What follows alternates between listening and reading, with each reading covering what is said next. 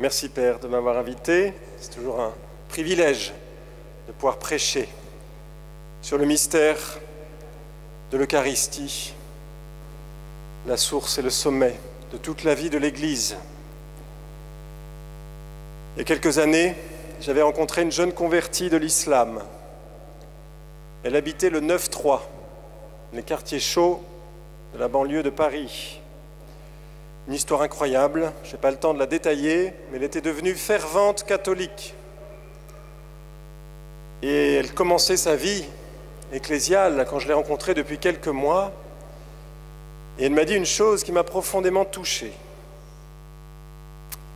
Elle m'a dit, mais j'ai l'impression que les catholiques, ils n'ont pas compris le trésor que nous avons avec l'Eucharistie.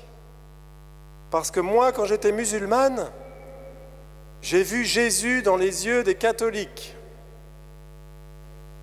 J'ai vu une lumière. J'ai été évangélisé avant même qu'on me parle directement de Jésus. En fait, près de chez elle, il y avait un groupe de jeunes professionnels, adorateurs. Et elle les croisait régulièrement dans la rue. Ces jeunes rayonnaient de l'amour de Jésus, puisqu'ils communiaient souvent, ils adoraient le Saint-Sacrement, et ça se voyait sur leur visage, dans leurs yeux. Elle a raison. L'Eucharistie, frères et sœurs, c'est notre trésor. Et c'était devenu son trésor. Vous savez, les convertis, ils vont droit au centre, à l'essentiel, ils ont compris la merveille de cette présence de Jésus au Saint-Sacrement. Alors avant cette convertie, tous les amis de Jésus, tous les saints ont été à leur manière des grands amoureux de l'Eucharistie. Un exemple parmi d'autres, la bienheureuse Dina Bélanger, une sainte du Québec, début XXe siècle, une très grande mystique. Elle dit ceci: « Si les âmes comprenaient quel trésor elles possèdent dans la divine Eucharistie, il faudrait protéger les tabernacles par des remparts inexpugnables, car dans le délire d'une faim sainte et dévorante, elles iraient elles-mêmes se nourrir. » Voilà ce que nous dit la sainte. On devrait barricader le tabernacle si on avait la foi vive et l'amour vif de Jésus, parce qu'on voudrait se jeter sur le tabernacle pour aller communier. Il faudrait des grands gaillards comme moi pour dire non, non, non, non, on ne va pas se servir tout seul. Le catéchisme de l'Église confirme tout cela. Il dit « La Sainte Eucharistie contient tout le trésor spirituel de l'Église.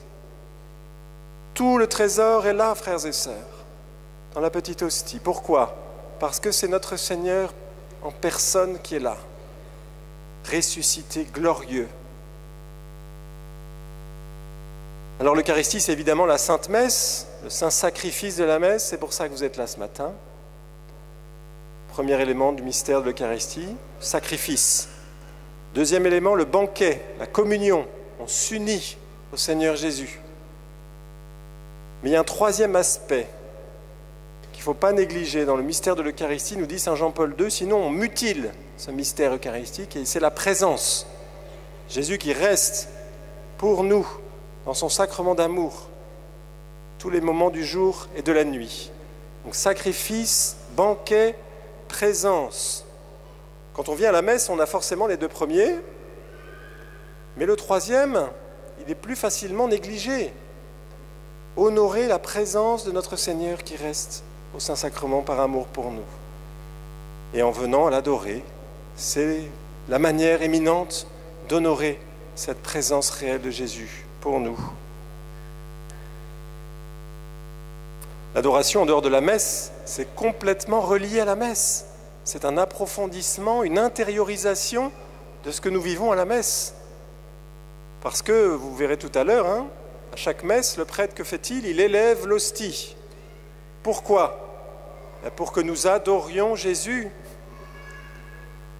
La messe est déjà l'acte d'adoration par excellence. Et donc, en dehors de la messe, c'est pour prolonger ce moment de l'élévation.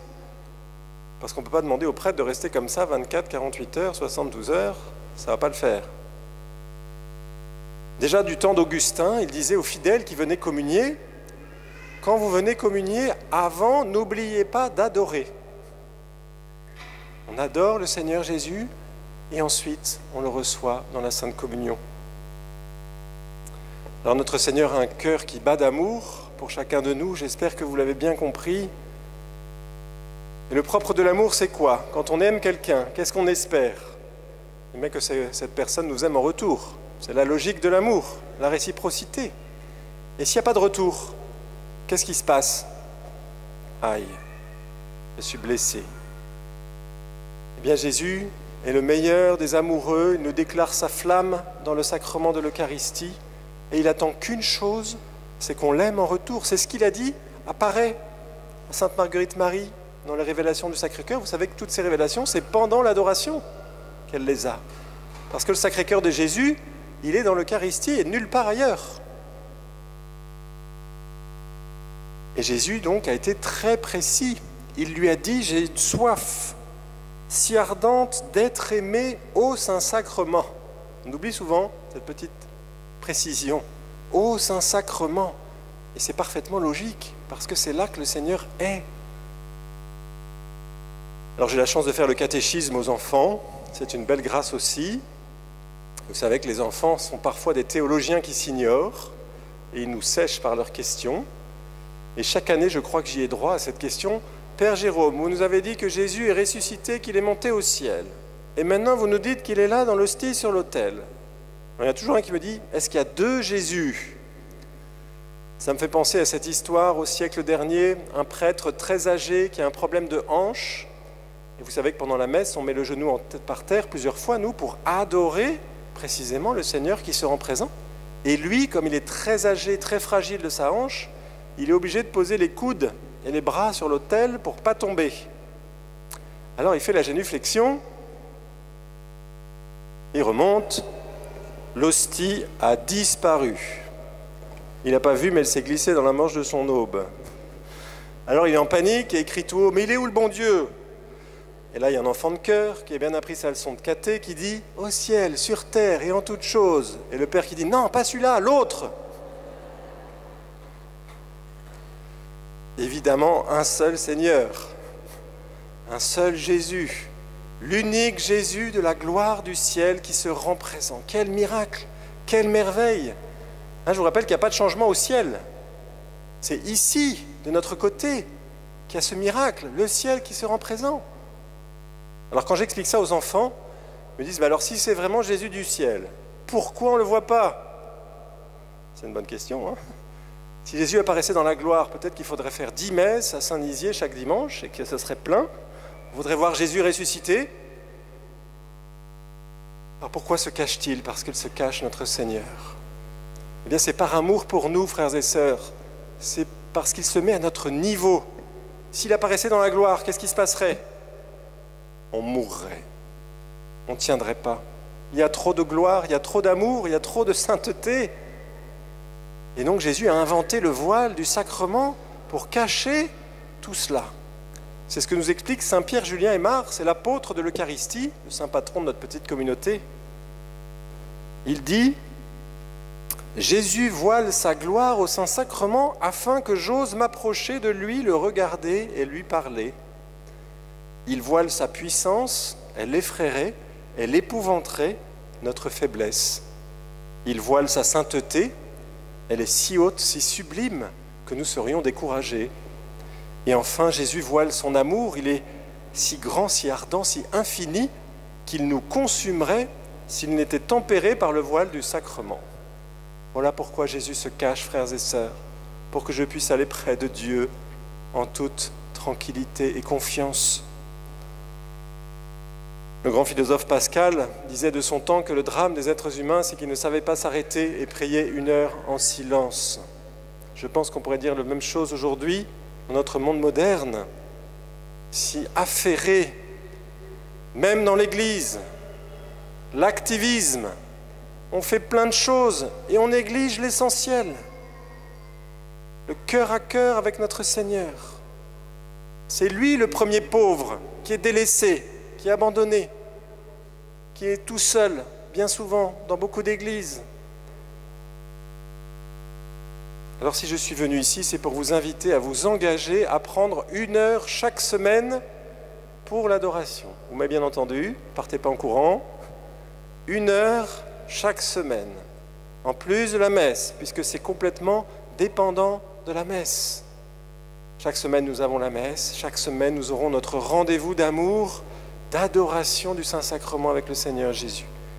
Alors quand je dis ça, beaucoup me disent « Mais mon père, non, j'ai pas le temps.